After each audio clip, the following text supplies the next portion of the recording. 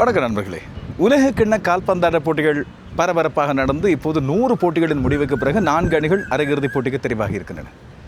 கால்பந்தாட்ட பரபரப்பு, இது கால்பந்தாட்ட காய்ச்சல் காலம், அதாவது ஃபுட்பால் ஃபீவர் என்று சொல்வார்களே அந்த காலம் என்று சொல்லி கால்பந்தாட்ட பக்கமே எங்களுடைய அநேகமான 90% கவனத்தை திருப்பி இருக்க இந்த பக்கம் லங்கா பிரீமியர் லீக் ஆரம்பிக்க போகிறது. ஒரு பக்கம் மேஜர் லீக் கிரிக்கெட் இப்பொழுது பிளே ஆஃப் சுற்றை நோக்கி நகர்ந்து கொண்டிருக்கிறது. இங்கிலாந்து இந்த 100 ஆரம்பிக்க போகிறது. அதுபோல் மேற்கிந்திய தீவில் கரீபியன் பிரீமியர் லீக் ஆரம்பிக்க போகிறது. இந்த விடயங்கள் எல்லாம் ஒரு பக்கம் இருந்தாலும் ஐபிஎல் எப்போதோ ஆரம்பிக்க போன ஐபிஎலுக்கு இப்போதே அங்கே பரபரப்புகள் ஆரம்பித்தாயிற்று. ட்ரான்ஸ்ஃபர், அதுபோல் வீரர்களை பரிமாற்றிக்கொள்வது, ட்ரேட், இப்படியான விஷயங்கள் தான் அங்கே நடந்து கொண்டிருக்கிறது. இதற்கிடையில் 2 நியூசிலாந்து பயிற்றுவிப்பாளர்களுக்கு உலகத்தின் வெவ்வேறு இடங்களில் நடந்திருக்கின்ற மாற்றங்கள், இல்லாவிட்டால் நீக்கங்கள், இது மிக பெரும் அதிர்ச்சி அலைகளை கிரிக்கெட் ரசிகர்கள் மத்தியில் ஏற்படுத்தியிருக்கிறது. ஆனால் அதிர்ச்சி என்று சொல்ல முடியாது இல்லையா? இந்த 2மே ஓரளவு எதிர்பார்க்கப்பட்டவை. ஆனால் நிகழ்ந்திருக்கின்ற காலம்தான் கொஞ்சம் வித்தியாசமானது. ஒருவர் ஸ்டீஃபன் ஃப்ளெமிங், இன்னொருவர் பிரெண்டன் மெக்கலம். இந்த 2 பேரும் ஒருவர் மிக நெருக்கமானவர்கள். 2 பேரும் சேர்ந்து ஆடியவர்கள். அதுபோல் 2 பேரும் சேர்ந்து வர்த்தக நிறுவனங்கள் ஒரு சிலவற்றையும் வைத்திருக்கின்றார்கள் என்பது ஒரு சிலருக்கு மட்டுமே அறிந்த விடயம். ஸ்டீஃபன் ஃப்ளெமிங் சென்னை சூப்பர் கிங்ஸின் பயிற்றுவிப்பாளராக கடந்த 18 ஆண்டு காலமாக செயற்பட்டு வருகின்றவர். அண்மை காலமாக இவரது யுக்திகள், இவரது நுட்பங்கள் கொஞ்சம் அதிருப்தி தருவதாக இருப்பதாக வீரர்களும் ரசிகர்களும் அபிப்பிராயப்பட்டு கொண்டிருந்தார்கள். அண்மை காலமாக சென்னை சூப்பர் கிங்ஸின் அணித்தெரிவுகள், வீரர்களது தெரிவுகள், டாக்ஷன் என்று சொல்லக்கூடிய ஏலம் மூலமாக தெரிவு செய்யப்பட்ட வீரர்களது பெறுபவர்களாகியன நிறைய அதிருப்திகளை ஏற்படுத்தியிருந்தன. இதையடுத்து இவர் எப்போது வேண்டுமானாலும் நீக்கப்படலாம். மகேந்திர சிங் தோனியும் ஓய்வு பெறுகிறார். அடுத்த பருவகாலம் தோனி, ஃப்ளெமிங் 2 பேரும் இல்லாமல் ஒரு புதிய ஃப்ரெஷ்ஷான ஆரம்பமாக இருக்கும் என்ற ஊகங்கள் கிளம்புகின்றன. இன்று அது பற்றிய முடிவு வெளியாகி இருக்கிறது. ஃப்ளெமிங் இப்போது சென்னை சூப்பர் கிங்ஸிலிருந்து விலகுகிறார். 2 பேரும் மனமொத்து பிரிகிறார்கள் என்று சொல்லி ஒரு விடயம் வெளியாகி இருக்கிறது. இந்த பக்கம் இப்படி இருக்க, இங்கிலாந்து அணியின் பேஸ்பால் என்ற ஒரு புதிய அதிரடி கலாச்சாரத்தை டெஸ்ட் போட்டிகளில் கொண்டு வந்திருந்த பிரெண்டன் மெக்கலம், அவர் நியூசிலாந்தை சேர்ந்தவர்.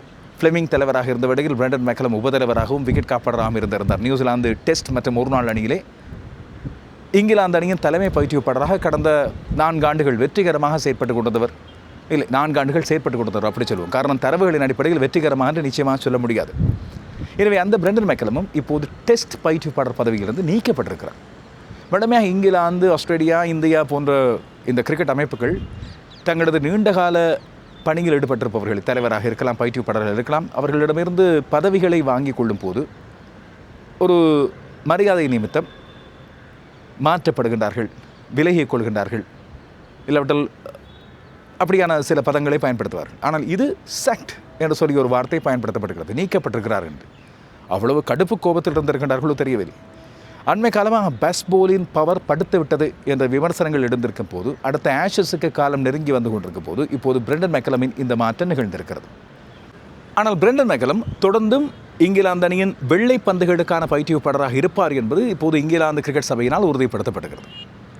பிரெண்டன் மெக்கலம் 2022 இங்கிலாந்தை பொறுப்பேற்றுக் கொண்டது முதல் அவரும் பென் ஸ்டோக்ஸும் சேர்ந்துதான் இந்த அதிரடி மாற்றங்களை கொண்டு வந்தார்கள். 2 பேருக்கும் பல விடயங்களில் மனமொத்து இருந்தது. அதிரடி, ஆவேசம், ஆக்ரோஷம் ஆகிய விடயங்களில் பிரெண்டன் மெக்கலம் தன்னுடைய துடுப்பாட்ட காலத்திலே அதை வெளிப்படுத்தியிருந்தவர். டெஸ்ட் போட்டிகளெல்லாம் வேகமான இரட்டை சதம் அடித்த சாதனை அவருக்கு தான் இருந்தது. எனவே பென் ஸ்டோக்ஸோடு சேர்ந்து கொண்ட விடையில் 2 பேருக்கும் இயல்பாகவே அது பொருந்தி போனது. அதிரடி ஆட்டங்களை கலக்கியிருந்தார்கள். டெஸ்ட் போட்டிகளில் பெரிய அளவு ஓட்டு எண்ணிக்கைகளை பெற்று, உதாரணமாக நல்ல உதாரணம் என்றால் பாகிஸ்தான் மண்ணில் வைத்து ஒரு தட்டையா நாடுகளுக்கு 75 ஓவர்களில் 500 ஓட்டங்களை பெற்ற பிறகு பாகிஸ்தான் அணியை உருட்டி போட்டிருந்தார்கள். இந்திய மண்ணில் வைத்து இந்தியாவுக்கு அதிரடி காட்டியிருந்தார்கள். அது யாருக்கு மறக்க முடியாத 2024 ஹைதராபாத்தில் இடம்பெற்ற முதலாவது டெஸ்ட் போட்டி. நியூசிலாந்தை முதலில் இவர் பொறுப்படுத்த நியூசிலாந்து அணிக்கு எதிராக நியூசிலாந்தை இங்கிலாந்து மண்ணிலை வைத்து 3 டெஸ்ட் போட்டிகளிலும் வழித்து துடைத்து இங்கிலாந்து அதிரடி ஆட்டம் ஆரம்பித்த போதே எல்லோருக்கும் ஒரு ஆச்சரியம் இருந்தது. பிரெண்டன் மெக்கலம் பேஸ்பால் என்று சொல்லக்கூடிய பெஸ் என்று சொல்வது பிரெண்டனின் செல்ல பெயர். எனவே ஒரு அதிரடி ஆட்டத்தை கொண்டு வந்து விட்டார். இங்கிலாந்து இனி மற்ற அணிகளுக்கு சவால் விடுக்கிறார். இதே வேறு அணிகளெல்லாம் முயற்சி செய்து பார்த்தாலும் பலன் இல்லாமல் போனது, இல்லாவிட்டால் அவர்கள் ஃபெயில், சரி வரவில்லை. ஒரு சில அணிகள் முன்பு அதிரடி ஆரம்ப துடுப்பாட்ட வீரர்களை வைத்திருந்தார்கள். மேத்யூ ஹெய்டனும் கில் கிறிஸ்டும் ஒருநாள் போட்டிகள் இருந்தாலும் மேத்யூ ஹெய்டனும் ஜஸ்டின் லேங்கரும் தான் டெஸ்ட் போட்டிகள். இந்தியாவுக்கு வீரேந்தர் சேவக் அதிரடி ஆட்டத்தை ஒருநாள் போட்டிகளில் ஆடியது போல டெஸ்ட் போட்டிகளிலும் ஆடியிருந்தார். அதுக்கெல்லாம் முதல் சனத் ஜெயசூரிய ஒருநாள் போட்டிகளில் தான் காட்டிய அந்த அதிரடி அசகாய துடுப்பாட்டத்தை டெஸ்ட் போட்டிகளுக்கு கொண்டு வந்திருந்தார். ஆனால் டெஸ்ட் போட்டிகளில் வந்த வேளையில் சனத் ஜெயசூரிய வேறு வடிவமாக தன்னை மாற்றிக்கொண்டார். ஒரே அடியாக அதிரடி ஆட்டங்களுக்கு போகாமல் நின்று நிதானித்து ஆடுவதையும் தன்னுடைய வழக்கமாக கொண்டு வந்திருந்தார். தேவைப்பட்டால் அவர் அந்த அவதாரம் எடுப்பார். வீரேந்தர் சேவக் டெஸ்ட் போட்டிகளிலும் அதிரடியாக ஆடுவதை நாங்கள் பார்த்திருக்கிறோம். அதே போல் மேற்கிந்திய தீவுக்கு கிறிஸ் கெயில். ஆனால் அந்த பக்கமெல்லாம் ஒற்றை வீரர் தான் இவர் அதிரடியாக ஆடுவார். மற்றவர்கள் கொஞ்சம் அடக்கி வாசித்துக் கொண்டிருப்பார்கள். ஒரு பக்கம் தனி ஆவர்த்தனமாக முடங்கி கொண்டிருக்க மற்றவர்கள் விக்கெட்டுகள் போகாமல் பாதுகாப்பார்கள். ஆனால் இங்கிலாந்தை பொறுத்தவரையில் 2 பேருமே அதிரடி ஆரம்பங்களை நிகழ்த்துவார்கள். பென் டக்கட்டும் ஜாக் ரோலியும். ஜாக் ரோலி கொஞ்ச காலம் கொஞ்சம் தடமாறி போயிருந்தார். என்றாலும் நம்பிக்கை வைத்து அவர்களை தொடர்ச்சியாக வைத்துக் கொண்டிருந்தார் பிரெண்டன் மெக்கலம். இவர்கள் மட்டுமல்லாமல் கீழே வருகின்ற அத்தனை துடுப்பாடு வீரர்கள் கூட அதே போல் ஆடுவதை வழக்கமாக கொண்டிருந்தார்கள். ஆக ஒரே ஒரு விதிவிலக்கு ஜோ ரூட். மற்ற எல்லோருமே அதிரடியாக ஆடிக்கொண்டிருப்பார்கள். சில நேரங்களில் ஜோ ரூட்டும் இந்த ஜோதியிலே கலந்து கொள்வார். பிரெண்டனும் பென்னும், அதாவது பெஸ்ஸும் பென்னும் சேர்ந்து ஆரம்பித்த இந்த பெஸ் அதிரடி 2022 ஜூன் மாதம் ஆரம்பித்தது. இப்போது 2026 ஜூன் ஜூலை மாதங்களில் முடிவடைகிறது. இந்த காலகட்டத்தில் இவர்கள் பெரிதாக சாதித்து காட்டியிருந்தார்கள், நிறைய வெற்றிகளை பெற்றிருந்தார்கள் என்பது போன்ற தோற்றப்பாடு எங்களுக்கு இருந்தாலும் தரவேடை வைத்து பார்க்கும்போது அவ்வளவு பிரம்மாண்டமான வெற்றி என்று எங்களுக்கு தெரியவில்லை. 27 போட்டிகளில் வெற்றி, 20 போட்டிகளில் தோல்வி. 2 போட்டிகள் தான் வெற்றி தோல்வியற்ற முடிவு. அதில் தான் இவர்கள் சாதித்தார்கள் என்று சொல்லி நிச்சயமாக சொல்லலாம். டெஸ்ட் கிரிக்கெட்டை சுவாரஸ்யமாக்கியதற்கு இந்த பேஸ்பால் உதவி இருந்தது. 49 போட்டிகள் தான், இன்னும் 50 போட்டிகளை கூட எட்டவில்லை.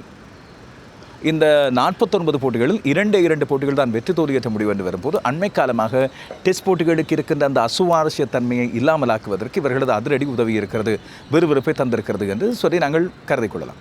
ஆனால் எதிர்பார்த்த அளவு வெற்றியை இவர்களால் பெற முடியவில்லை. உலக டெஸ்ட் சாம்பியன்ஷிப்பின் இறுதிப் போட்டிகளுக்கு இவர்களால் வர முடியவில்லை. ஆஷஸ் போட்டிகளில் எதிர்பார்த்தது போல பெரிய அளவு தாக்கத்தை செலுத்த முடியவில்லை. இப்படியான தோல்விகளை ஏற்றுக்கொண்டுதான் இப்போது இந்த மாற்றத்துக்கு இங்கிலாந்து கிரிக்கெட் சபை உடன்பட்டிருப்பதாக தெரிகிறது. இதையடுத்து இப்போது புதிய பயிற்றுவிப்பாளர்களை தேடுகிற பணிகளில் இங்கிலாந்து ஈடுபட்டுகிறது. அதிலே ஒரு சின்ன விட்டுக் கொடுப்புக்கும் இங்கிலாந்து தயாராக இருக்கிறது. இங்கிலாந்து கிரிக்கெட் சபை சொல்கிறது, புதிய பயிற்றுவிப்பாளராக வருபவர் IPL காலத்தில் IPL அணிக்கும் பயிற்றுவிப்பாளராக இருக்கலாம். அந்த விட்டுக் கொடுப்புக்கு தாங்கள் தயாராக இருக்கிறோம். இல்லாவிட்டால் இப்போது இருக்கின்ற இந்த நெருக்குவாரமான பொருளாதார சூழ்நிலையிலும் பல்வேறு நிபந்தனைகளின் மத்தியிலும் போட்டிகளின் இறுக்கத்தின் மத்தியிலும் தங்களுக்கு மிகச்சிறந்த பயிற்சியாளரை கண்டுபிடிக்க முடியாது என்பதை அவர்கள் ஏற்றுக்கொள்கின்றார்கள். எனவே இதன் அடிப்படையில் இப்போது புதிய பயிற்றுவிப்பாளராக ஆண்டி ஃப்ளவர் வருவதற்கான வாய்ப்புகள் இருப்பதாக சொல்லப்படுகிறது. ஃப்ளவர் ஏற்கனவே இங்கிலாந்து அணிக்கு மிக வெற்றிகரமான பயிற்றுவிப்பாளராக கடந்த காலங்களில் இங்கிலாந்தின் மிகப்பெரிய வெற்றிகளுக்கு காரணமாக இருந்தவர். 5 ஆண்டு காலம், அந்த 5 ஆண்டு காலம் தலை சிறந்த ஒரு வெற்றிகளை கொண்டு வந்து தந்திருந்தார். ஆஷஸ் வெற்றி உட்பட, அதுவும் ஆஸ்திரேலிய மண்ணிலை வைத்து, இந்திய மண்ணிலை வைத்து இந்தியாவை வெல்வதற்கும் அவர் அடித்தளம் போட்டிருந்தார். அப்போது உலக டெஸ்ட் சாம்பியன்ஷிப் இல்லை என்ற காரணத்தால் அதை வைத்து அவரை அளவுகோலிட முடியாமல் இருந்தது. ஆனால் ஆண்டி ஃப்ளவர் கொண்டு வந்த ஒரு மிகப்பெரும் டெஸ்ட் கலாச்சார மாற்றம் இங்கிலாந்து அணிக்கு தொடர்ந்து வந்த காலத்தில் உதவுகிறது. அந்த ஆண்டி ஃப்ளவரை கொண்டு வருவதாக இருந்தால் இந்த சிக்கல் இருக்கிறது. அவர் IPL-இல் இப்பொழுது வெற்றிகரமான அணியாக அடுத்தடுத்த IPL கிண்ணங்களை வந்த ராயல் சேலஞ்சர்ஸ் பெங்களூர் அணியின் பயிற்றுவிப்பாளர். இதனால் தான் அவரை கொண்டு வருவதற்கு இந்த விட்டுக் கொடுப்பை செய்ய வேண்டியிருக்கு. ஆனால் ஆண்டி ஃப்ளவர் மட்டுமல்லாமல் இன்னும் பலர் இந்த பட்டியலில் சேர்க்கப்பட்டிருப்பதாக தெரிகிறது. அதில் ஒருவர் குமார் சங்கக்கார. சங்கக்கார தனியே இலங்கை அணியின் தலைவர், இலங்கை அணியின் முன்னாள் துடுப்பாட்ட வீரர், உலக பிரபலமான ஒரு நட்சத்திரம். அது மட்டுமல்லாமல் நுணுக்கங்களை அறிந்த ஒருவர். ஆங்கில வளம் அப்படி இருக்கிறது. அந்த ஆங்கில புலமையும் இங்கிலாந்திலே ஒரு பக்கம் பிடித்துக் கொள்ள தேவை. இப்போது நேர்முக வர்ணனையாளராக பல நுணுக்கங்களோடு நேர்முக வர்ணனை வழங்கக்கூடிய ஒருவராக அவரை தேடி தேடி ஒப்பந்தம் செய்கிறார்கள். இது மட்டுமல்லாமல் இங்கிலாந்து மண்ணிலேயே முதல் தர போட்டிகளை ஆடிய அனுபவம் தாராளமாக கொண்டிருக்கிறார் குமார் சங்கக்கார. இதுவும் அவரை பயிற்றுவிப்பாளராக கொண்டு வருவதற்கு ஒரு காரணமாக இருக்கலாம் என்று சொல்லப்படுகிறது.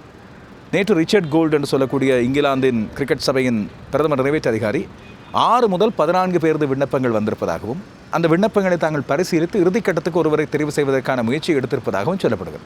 இது தவிர இங்கிலாந்து கிரிக்கெட் சபை தாங்களாக முன்வந்து ஒரு சிலரை விண்ணப்பிக்குமாறு கோரியிருப்பதாகவும் அவர்களிடமிருந்து விண்ணப்பத்தை பெற்றுக்கொள்வதாகவும் தெரிவிக்கப்படுகிறது. அதில் ஒருவராக சங்கக்கார இருக்கலாம் என்று சொல்லப்படுகிறது. சில முக்கியஸ்தர்கள், சில பிரபலங்கள் அடங்கிய குறும்பட்டியல் ஒன்று ஆங்கில ஊடகங்களால் இப்பொழுது பரவலாக வெளியிடப்பட்டு பேசப்பட்டு கொண்டிருக்கிறது. இதில் 2 ஆசிரியர்கள் இருக்கிறார்கள். ஒருவர் சங்கக்கார, இன்னொருவர் இந்திய அணியின் முன்னாள் பயிற்றுவிப்பாளராக இருந்த ராகுல் டிராவிட். டிராவிட் இதிலே ஆர்வம் காட்டியிருப்பதாக ஒரு சில இந்திய ஊடகங்களும் தகவல் வெளியிட்டிருக்கின்றன. இந்த அறிவிக்கப்படுகின்ற பெரிய பட்டியலில் ராகுல் டிராவிட், ஆண்டி ஃப்ளவர் மற்றும் இன்னொரு முக்கியமான முன்னாள் பயிற்றுவிப்பாளர் ஒருவர் அந்த பட்டியலில் இருக்கிறார். ராகுல் டிராவிட் பயிற்றுவிப்பாளராக வருவதன் மூலமாக இங்கிலாந்து இன்னும் ஒரு புதிய பரிமாணத்தை எடுத்துக்கொள்ளும்.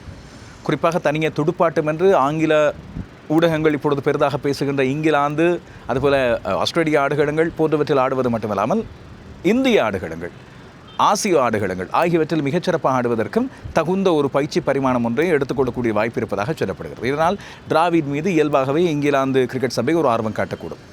சங்கக்கார, டிராவிட் இந்த 2 ஆசிரியர்களை தவிர, ராகுல் டிராவிடையும் ஆண்டி ஃப்ளவரையும் தவிர இன்னும் 2 முன்னாள் தேசிய பயிற்றுவிப்பாளர்கள் இந்த குறும்பட்டியலில் சேர்க்கப்பட்டிருப்பதாக ஒரு தகவல். அந்த 2 பேரும் இங்கிலாந்துக்கு மிக தேவையானவர்களாக சொல்லப்பட்டவர்கள் ஒரு காலத்திலே. ஒருவர் ஆஸ்திரேலியாவைச் சேர்ந்த ஜஸ்டின் லேங்கர், முன்னாள் ஆஸ்திரேலிய பயிற்றுவிப்பாளர். அண்மை காலமாக பல்வேறு கழக அணிகள் மற்றும் பிராந்திய அணிகள், இந்த பிரான்ச்சைஸ் அணிகளுக்கு பயிற்றுவிப்பதில் ஈடுபட்டு கொண்டு வருகின்ற ஒருவர்.